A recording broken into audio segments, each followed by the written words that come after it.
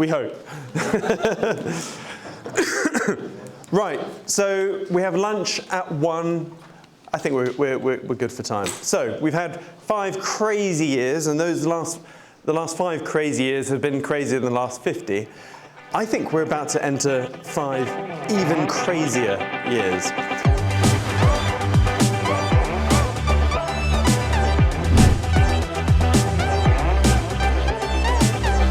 And what a lot of people are not realizing is that there is a $1 to $5 trillion company forming completely under everyone's nose. And it's this dude.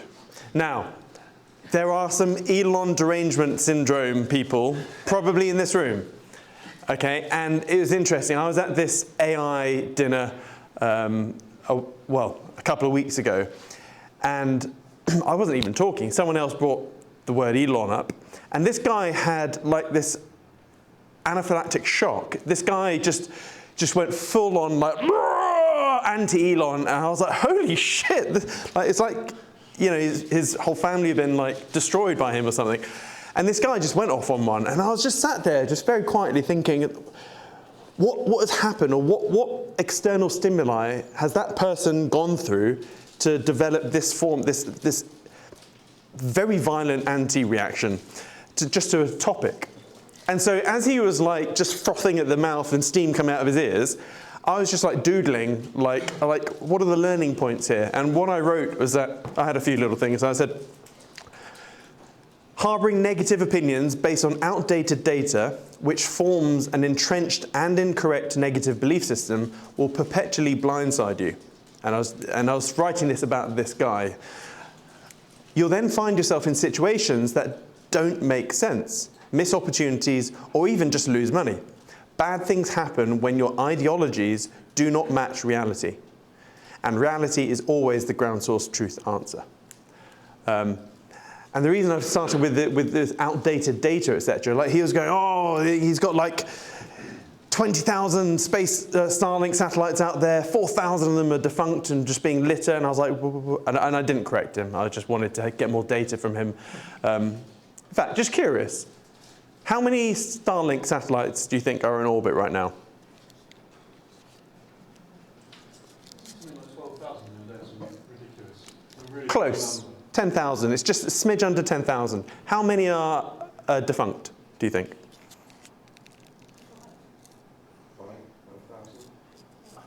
5,000 out of 10,000. Define defunct, as in not working? Not working, completely dead. 500? That's interesting. So this guy was like, 30% of the Starlink satellites are dead, blah, blah, and just lit space junk. It's less than 0.1%.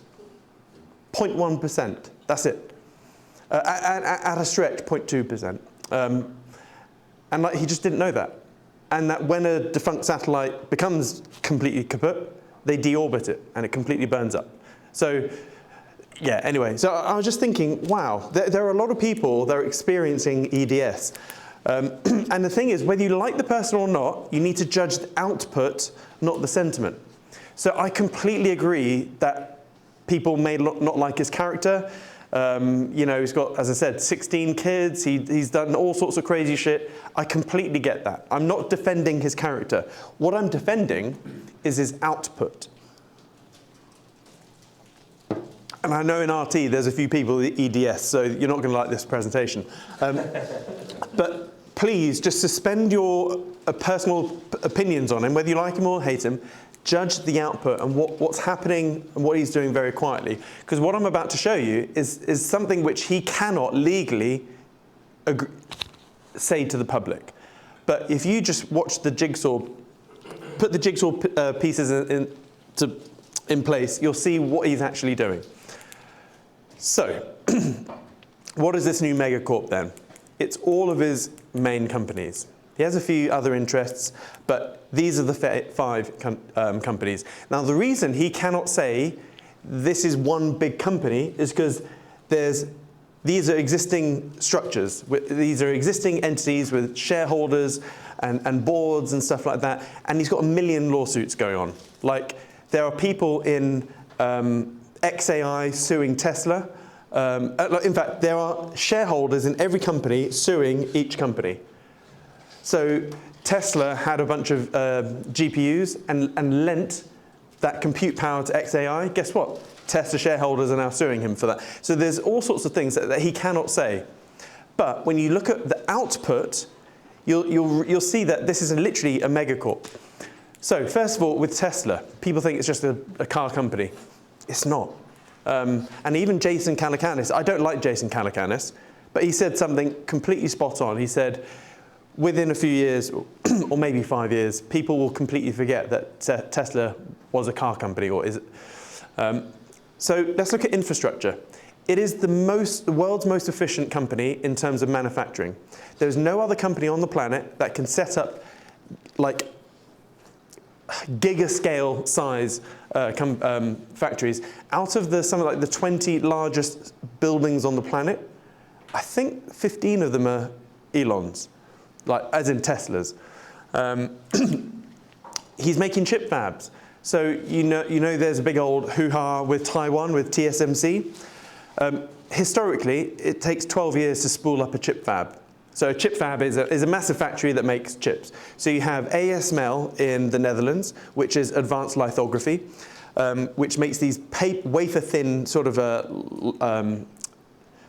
wafers. And then those wafers go to Taiwan, and that's where they make the chips. So it takes 12 years roughly. And so everyone's worried about China invading Taiwan. Now the US they had the CHIP Act, and they're trying to make chips better. They're spooling up relatively fast.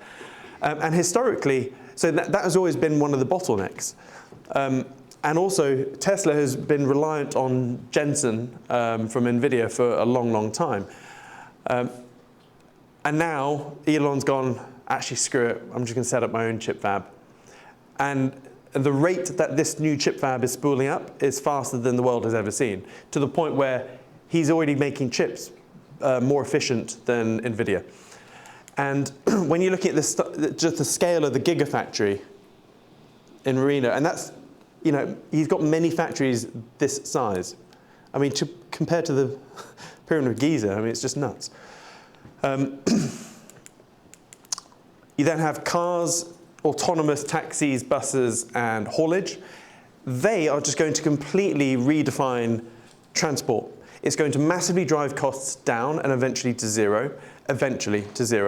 But as soon as autonomous taxis comes out, the cost of transport will be 10x cheaper. And I've said, God, no, probably 5 years, that eventually when autonomous cars and taxis come out, you can just buy a Tesla, pimp it out, and you'll be able to charge 50p a mile compared to the average taxi.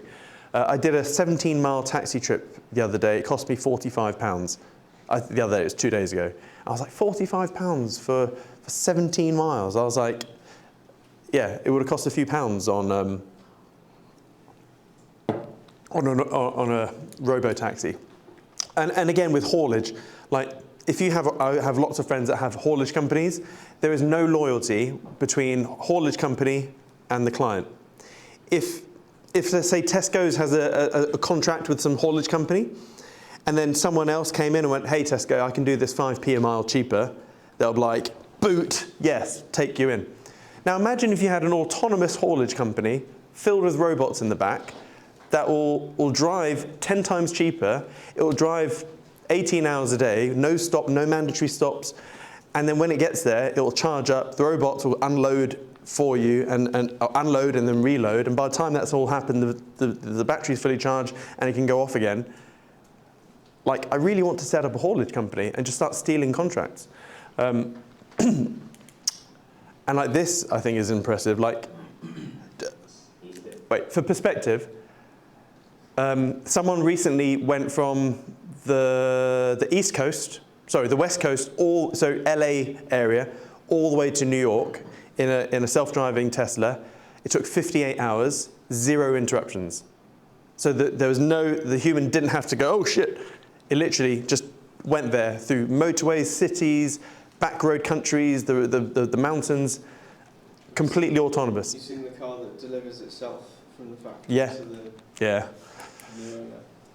And this is an example of a robo-taxi in Austin right now. I'm going to Austin in September. I cannot wait. I'm just going to be in a robo-taxi all day, every day. And then we've got robots. And again, so here's about updating the data set from which you form your opinion on. Most people look at autopilot and they're like, oh shit, autopilot version 7. Like my wife has version 8 and it's shit.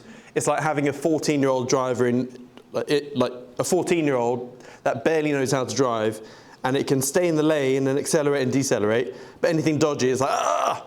So my wife's Tesla is shit. And a lot of people have based their opinion on that, on like version 7, 8. Like version 14 and 15 are just like, it's like God mode now. And then robots. Again, most people's data set is completely out of date. They look at the Atlas robots from General Dynamics or stuff. But bear in mind, Tesla has only been doing robots for, I think, 3 years now. This is the fluidity it's got so far.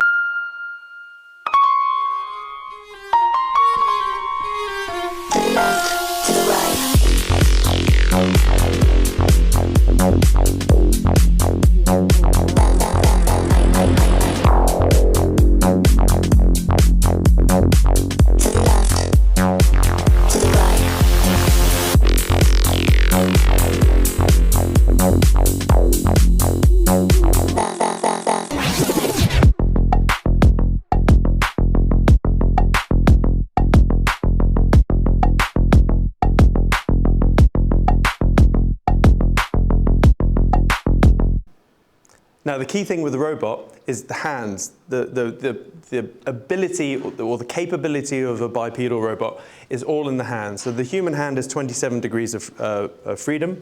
The best robots so far have only got to about 15 to 18. The version 3 Optimus, which is ready and will be going out for sale later this year, has 22 degrees of movement. Now, historically, all the actuators and motors have been in the hand. So all these robots have had chunky, fat hands and not much flexibility but Elon was like, that's not what humans have. There's barely any muscles in your hand other than this thing here. All of the actuators and motors are in your forearm. All you have are tendons. It's like if you squeeze your forearm, your fingers will compress. And so what he's now done, well, not him, his team, is they put all the actuators and stuff, and they're trying to mimic the human hand as best as possible. There isn't any robot with 27 degrees of freedom, but version 3 is the first bot which will actually be useful. So your house butler is going to be the first real use. And then lithium refineries. So there's so many things that are conventional norms that you just can't do it. So, for example, lithium. Everyone says, oh, lithium is a finite resource. It's not. There's so much lithium on the planet. It's the ways to extract lithium which is always the issue. And Elon found, well, when I say Elon, I think I always mean his team, his 200,000 employees. They found a new way to extract lithium, and typically to get a brand new lithium refinery is 7 years. In, I think, 18 months, he did this. Wait, so I'll come back to those. Watch this. This refinery is the first spodumene to lithium hydroxide refinery in North America. We're deploying a new technology platform that is inherently much more environmentally friendly and cleaner. It's a simpler process. It's a less expensive process. I'm Jason Bevan. I'm the site manager for Tesla's Gulf Coast Lithium Refinery, just outside of Corpus Christi, Texas. Spodumene is a lithium-containing ore. It's a hard rock material that is rich in lithium. We sustainably source spodumene and bring it to site, where we then run it through a series of conveyance systems, take it through a kiln and cooler. From there, we take it through an alkaline leach and additional purification steps, take it into crystallization and produce battery-grade lithium hydroxide. Our process is more sustainable than traditional methods and eliminates hazardous byproducts, and instead produces a co-product named analcime used in concrete mixes.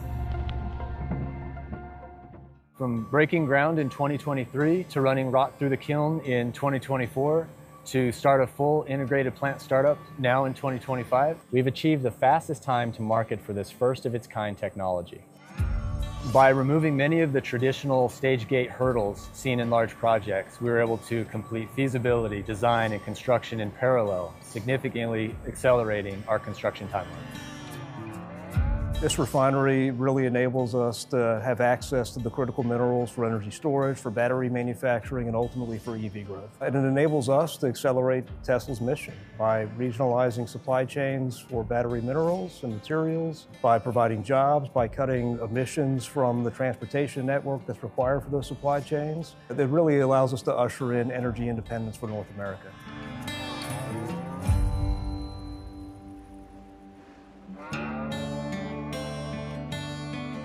There's far more lithium in the US.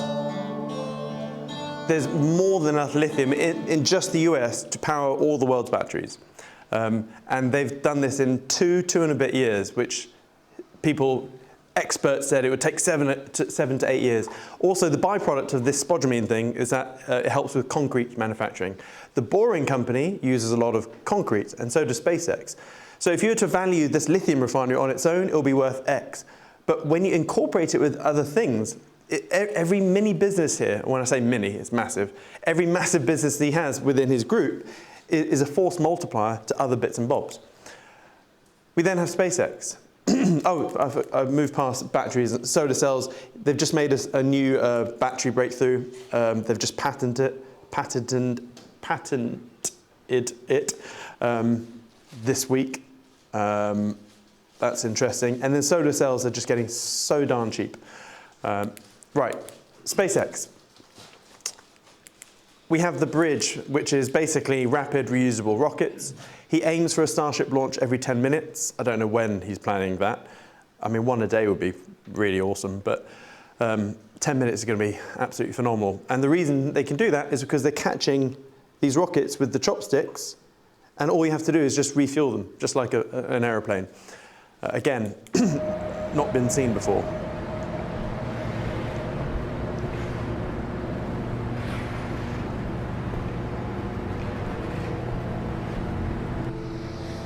Yeah, I mean, this is pretty crazy. I mean, there's a custom-built tower with arms that are designed to catch the largest and heaviest flying object ever made and pluck it out of the air. But it's pretty nutty because you're going to have this gigantic, booster coming back. I mean, that's 9 meters in diameter, not counting the tines, or roughly 30 feet in diameter. It'll weigh about 250 tons, just a bit on the heavy side. We'll make that lighter over time. I think we'll be able to get the mass well under 200 tons over time, but still pretty heavy. So you're gonna, call it a couple hundred tons, plummeting at, let's see. I think the velocity at which we start up the engines is more than half the speed of sound. So this thing is still coming in really fast. So it's got to slow itself down very fast, and correct any error. So like whatever the XY error is when the engines land, it's got to take out that XY error, and then drop the velocity to basically zero. Come in between the arms. The arms will be wide, and as it's coming in, the arms will close, go flush against the side of the vehicle, and the vehicle will be descending through the arms. I mean, that's the theory anyway. SpaceX is always, so the comms part is like the nervous system for the whole entire MegaCorp. So Starlink, so you have again, communication, but also a byproduct of the Starlink is that it's creating a separate internet. So if you put yourself into Elon's shoes, he's always being censored. That's one of the reasons he bought X, as in Twitter. So he had a platform where he couldn't be censored and people couldn't lie about him. And also, if the internet were to go down, the SpaceX Starlink internet should in theory still run, unless your website is through Cloudflare, and then you're buggered anyway.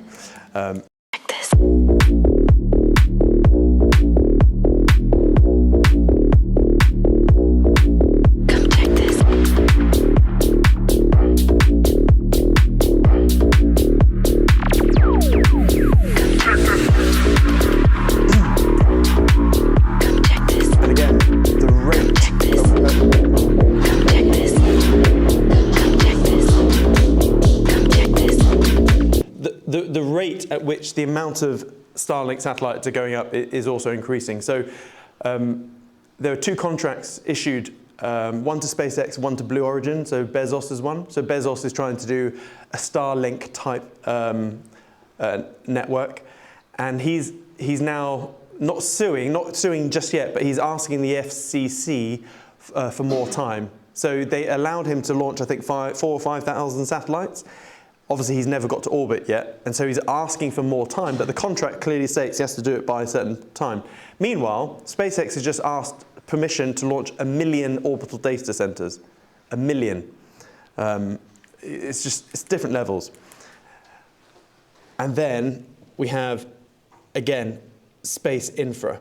So space-based solar is absolutely phenomenal. So if you have a solar cell on Earth, like on those buildings there, on those roofs over there, the efficiency is, again, it's a lot better than other forms, but in space it's 5 times more effective. 5 times. Not 5%, it's 5 times. And one of the reasons is that you have atmospheric attenuation, which gets rid of a lot of the energy. And then you're also wasting a lot of energy in converting the PV solar into the batteries and whatnot. Whereas with space-based solar, especially on a sun-synchronous orbit, it's a game changer. So what they're trying to do, and they've just asked the FCC for permission to launch 1 million orbital data centers. So, and the thing here, where I think we've got 2 charts. So let's say world energy use is doing this, okay? Now, with AI, obviously world energy use is,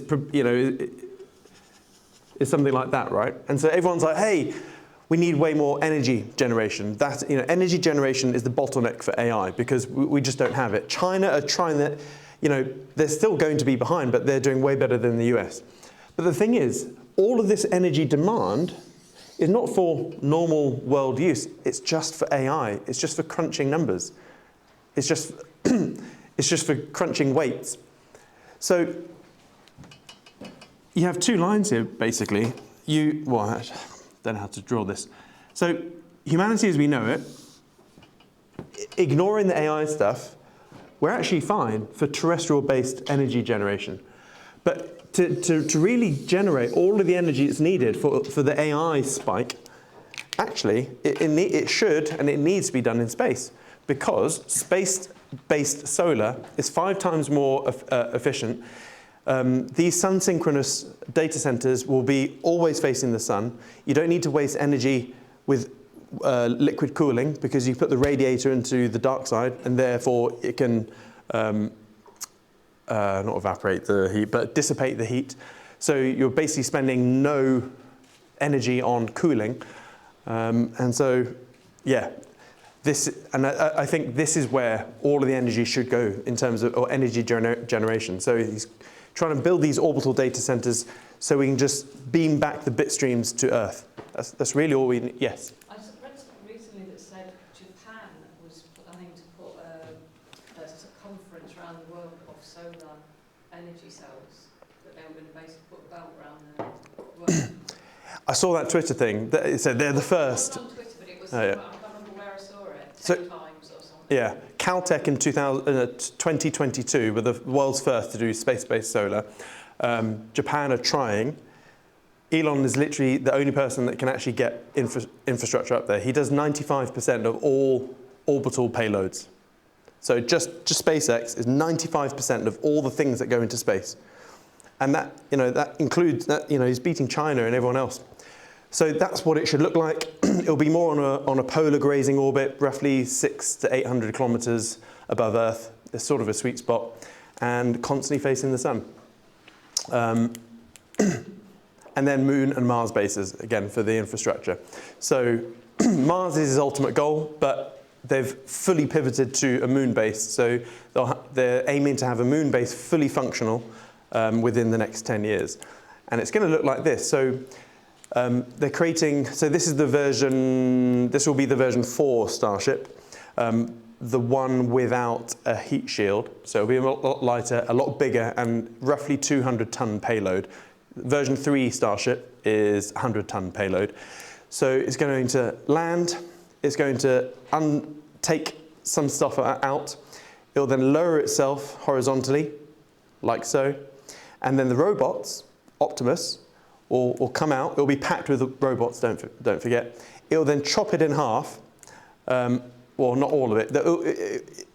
They say they're going to slice off a section, but basically they're going to turn that, because it's made of steel, don't forget. These are made of steel, not like flimsy aluminium and like you see on the Apollo type stuff. This is steel.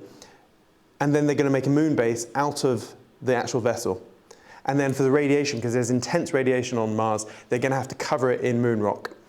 And don't forget, they're also, I mean, that's not, on its own is not enough. They're looking to land in a relatively deep crater and do this, and also drill down. So subterranean moon bases is actually where they're aiming for, because that's the only way you can mitigate the crazy radiation on the moon. And the key thing for, as he said, to becoming closer to a Kardashev 1 civilization is to have a mass driver. So a mass driver is basically a railgun. So you're literally driving mass out into orbit. Now because, so escape velocity on Earth is roughly 17,000 miles, no, is it 65,000 miles an hour? 17, I'm getting my numbers confused. It's either 17,000 miles an hour or 65,000 miles an hour, I can't remember. Probably the 17. Basically, it takes a lot of energy, because when you go in orbit, you're not actually going up, you're going basically faster than the curvature of the Earth. So you could be in orbit at 100 feet in the air, but you'd have to go really freaking fast. So satellites, they're constantly falling, but they're falling fast, just a bit faster than the curvature of the Earth. With a mass driver on the moon, you can literally, so it's an electromagnetic railgun. So they can take a satellite of some sort and go just wing it off into space. And it doesn't have to be pointing up, it's literally just relatively parallel. You get it fast enough, it'll go into orbit, and then it can, yeah. So this is how you get to Mars. A lot cheaper, and it's way, way, way cheaper to launch something into orbit from the moon than on Earth. Then you have the Boring Company, and again, on its own, it's probably worth X, but when you tie it in with everything else they're doing with SpaceX, with Tesla, and like Las Vegas and Dubai, they've just ordered tunnels in. It's Earth car transport tunnels. Eventually, it's Earth intercontinental vacuum transport tunnels. That's still on the cards. That's hyper. So this is called Loop. This is Hyperloop. And then eventually subterranean moon and Mars bases. Again, on Mars, in order to get away from the elements, you need to be subterranean. Then you have XAI. So you have the domination category, network, and then the brain. So mass deflation will be triggered, I think, by Macrohard. So Elon hates Bill Gates. He hates him. And so Macrohard is a project within XAI designed to destroy Microsoft. So Microsoft, Macrohard. That's literally why he's doing it. So when you look at, this is not a joke, by the way. This is real. This is happening right now. So did anyone watch that XAI engineer interview? The guy that got fired? There was this 21-year-old whiz kid, XAI engineer. Someone managed to get him on a podcast for like 2.5 hours. It's an interesting podcast. And this kid, who was obviously very talented at what he does, was oblivious to corporate type stuff and accidentally just shared a whole bunch of secrets. XAI fired him the next day. But that interview was like illuminating. So he was an XAI engineer. He helped with the Twitter transition. He helped with all sorts of stuff. And he was also working within Macrohard. And the interviewer was like, so what is this Macrohard thing? Oh, it's blah, blah. And basically, he was explaining how Macrohard is making human emulators. Now, what is a human emulator? So the context behind that is that if you look at all of the big, let's take the Mag 7. Many of the companies in the Mag 7 are They're data output companies or digital output companies. So if you take Microsoft, does it actually build anything? No. The entire 100% output of Microsoft is digital. It's subscriptions, it's software, it's basically software. Google, they have some physical stuff, but it's all software and digital output. What else? You've got Adobe, you've got, what other big companies out there? I wouldn't say Amazon, because they're physical as well as digital, but many companies, many of the biggest companies in the world right now are just digital companies.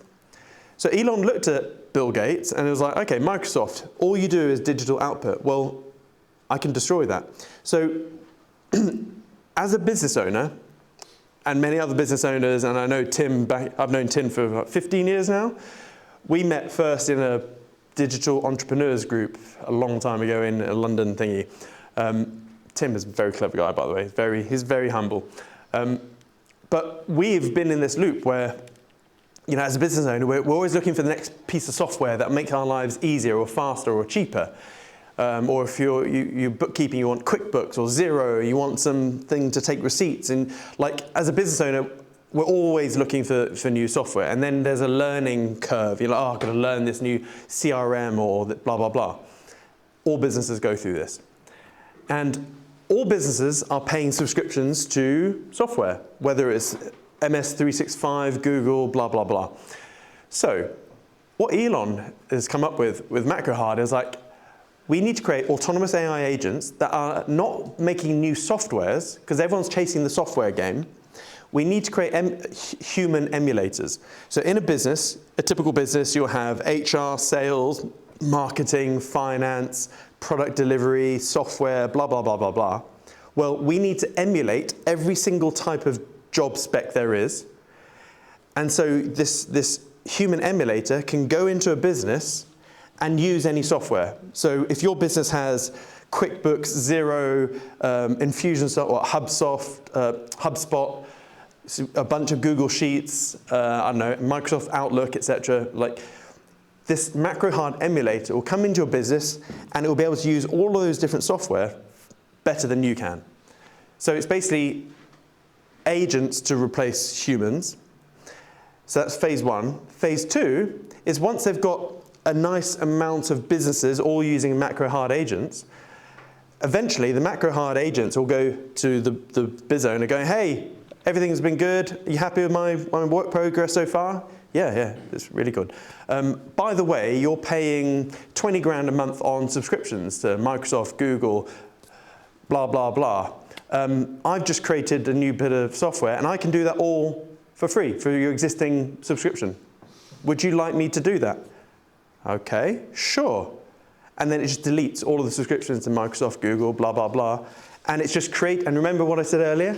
Thought to output. Elon's deleting the code language and the compiler, which is what a lot of the software does. So it'll be going from, right, this is the task you need doing. You don't need software. It goes from intent to output. That's what Macrohard, that is a massive deflationary accelerant. So the S&P 500, what happens if Google and Microsoft and all these other digi companies just lose shit tons in revenue? Or you have a massive stock market crash, don't you? But at the same time, business owners are saving money. So we'll have this weird, I think this time is different. The next 5 years are going to be completely different because we're going to have this weird thing where business owners are way more productive.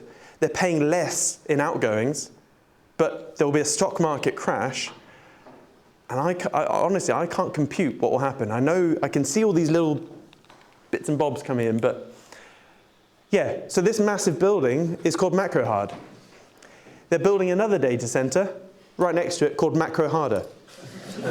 I'm not joking, this is not a meme. This is not a meme. In this building is the biggest AI supercomputer on the planet. It's Colossus 1 and 2. It's got 100,000 H100 equivalents in it. And Josh will know that's a pretty big number. How many H100 equivalents? Oh, you have 40, 90s and 50s, don't you? Yeah, so it's back to 3-to-1 ratio. Yeah, so, I mean, that is filled to the brim with rigs. It's nuts. And then they're building this one over here. So he aims to have 1 million H100 equivalents, like pretty soon. Where's the risk mitigation on that though? Because I mean, bomb in which is why he's asked for permission to put 1 million data centers on a sun-synchronous orbit. It's like a massive target on it, hasn't it? Yeah. For everybody that, well, Bill Gates for a start. Yeah, I know, which is why he's going to space where no one can touch him. And is also, when you look at the height, roughly 600 to 800 kilometers above Earth, even a lot of the nations that have anti-satellite weaponry, the orbital data centers are just out of that reach. Not saying that there were, you know, but anyway, he's aware of that risk, and so he's trying to put it all in space. So, domination, Macrohard. The network, like again, it's sort of like the nervous system. You have X, which is the biggest, world's biggest, you know, town center where you can talk uncensored. And there's 1 billion users on X, and he's got money emitting licenses in America, and X money is going live later this year. X money. So the original white paper he made for PayPal when he was in PayPal, see, this is so ironic. When he was in PayPal and X, so he had X.com and PayPal, he created this white paper of what PayPal should become. It should become the single monetary system, because it was email money, basically. And everyone else in PayPal was like, nah, that's crazy. And then eventually he got booted out of PayPal. And then in 2009, the Bitcoin white paper came out, which was very, very similar to the PayPal white paper. And guess what? He's come back to the very same thing, X money. So the thing he wrote 20-something years ago, he's now able to do, because X has 600 million active daily users, it has 1 billion users, and that chart is growing faster than any other social media network. And then the brain is Grok. Grok is going to surprise people. There are rumors that there is recursive self-improvement within Grok already. Yeah, and he says, so GPT 5.3 has just discovered a new, well, it's 2 new things. So the honeycomb conjecture has just been proven. So bees have basically found that the hexagon is the world's most efficient shape, not the circle, the hexagon. But no one's been able to prove it. AI has now proven that. It's got papers worth of proof. And 5.3 has just created a new novel physics discovery, which is, again, impressive. And Grok, I think, is, all I hear of rumors, I'm not going to say it yet until it come out, yeah. And then Neuralink. The Neuralink is going under the radar. So health and digital outreach. So health, the goal there is to cure blindness, disabilities, and Alzheimer's and more, which is pretty impressive. You know, we had that first person that had the Neuralink, completely immobile, and then that guy is playing chess, he's playing computer games, having the time of his life. And then eventually it's BMIs, brain-machine interfaces. Now, imagine you had a Neuralink. Just forecast your imagination 10 years down the line, maybe 20. And let's say I own 100,000 bipedal robots, because I'm going to go all in on robots. And I eventually get a BMI. I'm still not dubious whether I get a BMI. But if Elon is correct, I could be sat at home in my underwear, like I normally am, and I could remote transfer into the eyeballs of any of my robots. How powerful would that be? I could be sat there in my underwear, I go, right, I've got a robot in Brazil at the moment doing some sort of forestry thing, I'm just gonna, right, and then I'll be in the robot going, whoa, this is awesome. Or I've got a robot on the moon, and then you can remote transfer into that. Like, that's where he's going. So it's not just that, it's like, your Neuralink will be there, you'll have your robo-taxi car, like you'll be like, oh, I need to go to London or whatever. The car will, whether it's yours or whatever, it will start driving towards you. Your butlers would have made your coffee, got your clothes ready. Like, there's so many cool things. I'm still dubious about getting a Neuralink implant. That I haven't jumped off that bridge yet. Actually have Nolan playing Mario Kart. Now, what's special about this particular clip is Nolan is not the only cyborg playing Mario Kart in this clip. We actually have a whole community of users, as mentioned earlier, and this is literally 5 of our first users of Neuralink playing Mario Kart together over call. Now, yeah, Mario Kart it's cool. You know, you're using one joystick and then you're clicking like a couple buttons to throw items. What would be even cooler is what if you could control 2 joysticks at once, simultaneously with your mind. What I'm about to show you, and I think this is for the first time someone playing a first-person shooter game with a brain-computer interface. This is Alex and RJ playing Call of Duty, controlling one joystick to move and the other joystick to, I think, point your gun and then shooting people as a button. Here's Alex shooting another person. Right. Oh, dear God. Good. I know, dude. I want to freaking shoot you. I do. RJ, Alex got you. I know, dude. Shot me in the face. Last user I want to talk about is Alex. You've seen some clips of him earlier. What's special about Alex to me is he's a fellow left-handed guy who writes in cursive all the time. And what he mentioned is since a spinal cord injury from like 3-4 years ago, he's been unable to just like draw or write. And he always brags about how good his handwriting was. So we actually got to put a test. We gave him a robotic arm. And I think this is the first time he tried using a robotic arm to write anything. And this is a sped version of writing at the convoy trial and drawing something. Now, yeah, controlling a robotic arm is cool, but this one has a clamp. And what would be cooler is if we could decode the actual fingers, the actual wrist, all the muscles of the hand in real time. Just in the past couple weeks, we were able to do that with Alex, and you're about to see him and his uncle playing a game. Rock, paper, scissors, shoot. Rock, paper, scissors, shoot. Rock, paper, scissors, shoot. Rock, paper, scissors, shoot. Now scissors, rock. Bullshit. One more?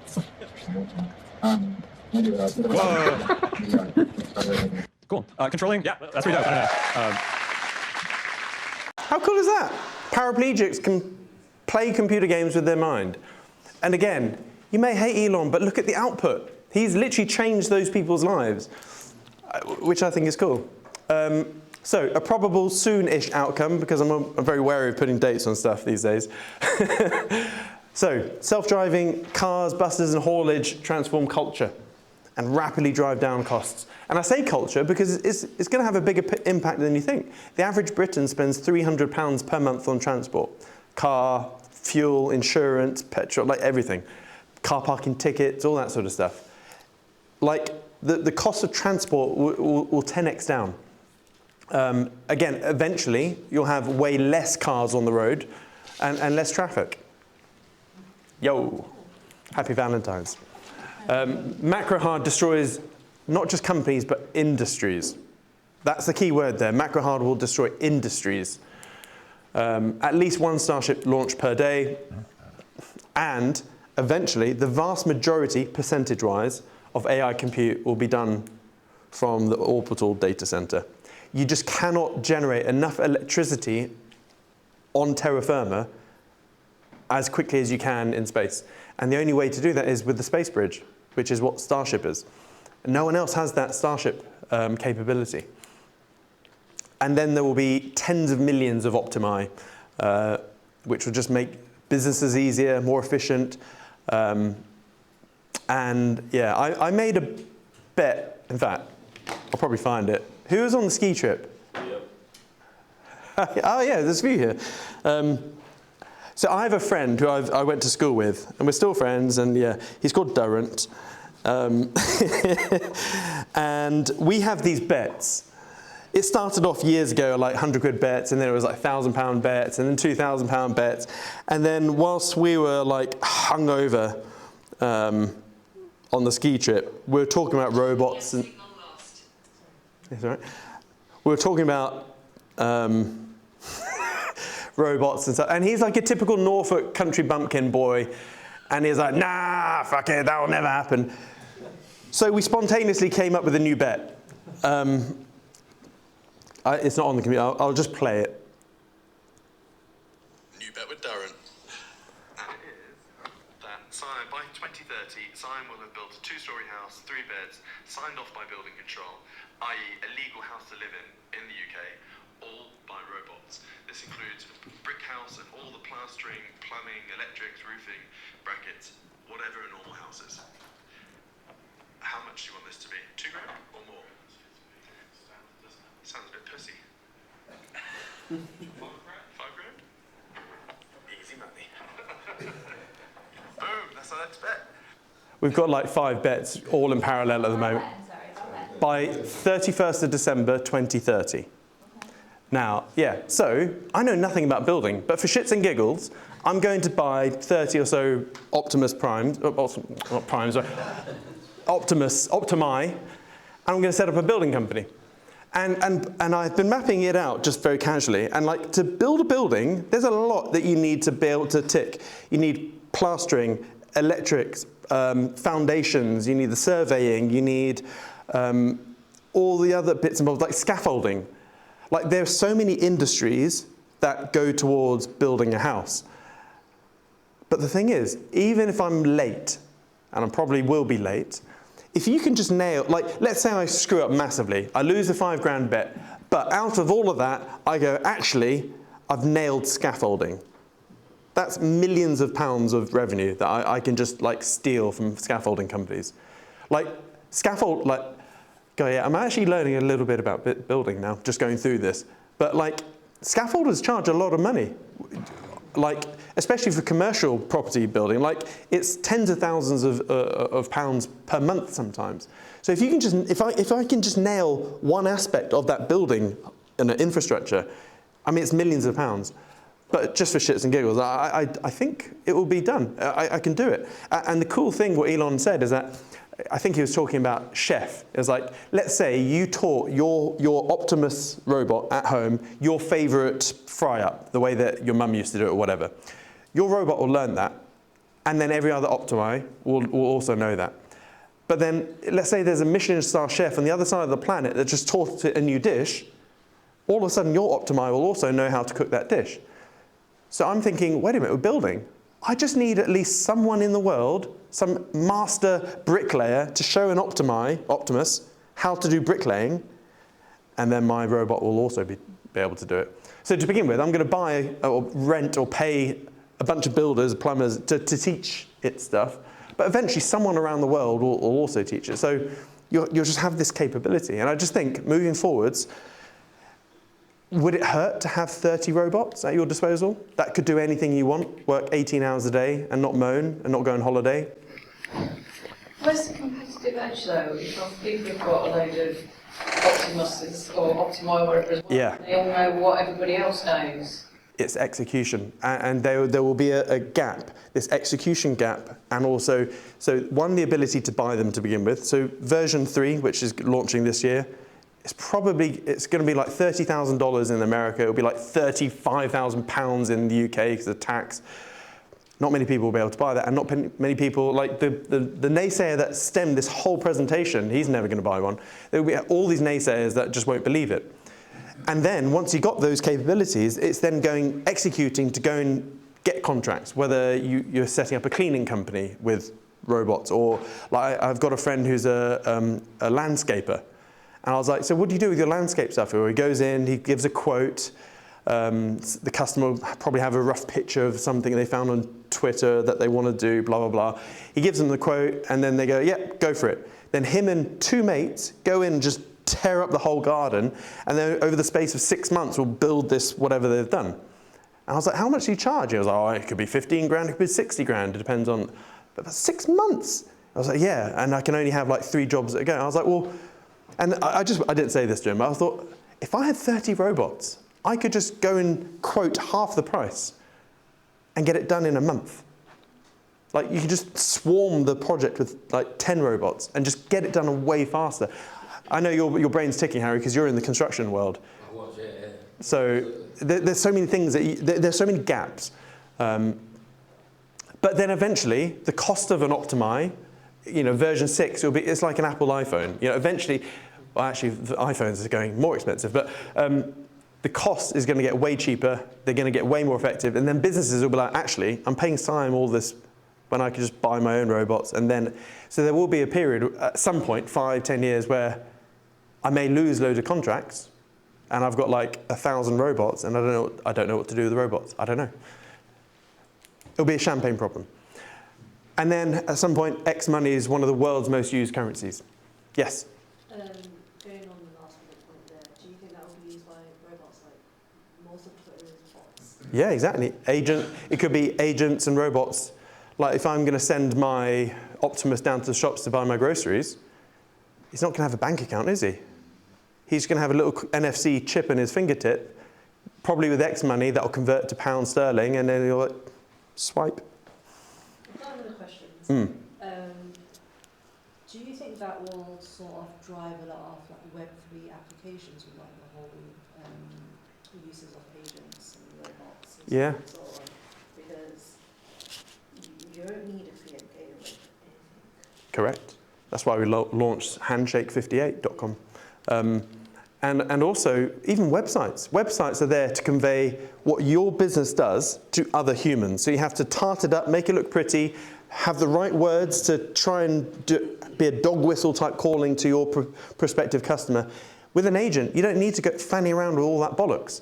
You could just literally have a website with just a README file. The agent will just read it all in under a second, understand everything about your business, your offerings, your services, your prices, and it will make a decision in a second whether it will buy your stuff or not buy your stuff. And the agent will just read your website, it will read maybe 100 other websites, and then choose to buy maybe from the cheapest, or maybe not the cheapest, but the most effective one. So even websites and commerce will change, because you won't need a fancy website. It will just be, okay, here's a human fancy website. If you're an agent, click here and download the code base, or view the code base, and then it'll know. And I think this is where BitTensor should really lean into. This is why Handshake isn't the final product yet. It's just we need to get into it. And I do think blindness and most motor disabilities are cured with Neuralink. I mean, he's been able to take a paraplegic to do COD, all with thinking, in 4 years. People said that would be 20 years. So, anyway. It's lunch now, we're 10 minutes late, that's fine. The overriding point of all of this is that judge Elon not by his character, by his output.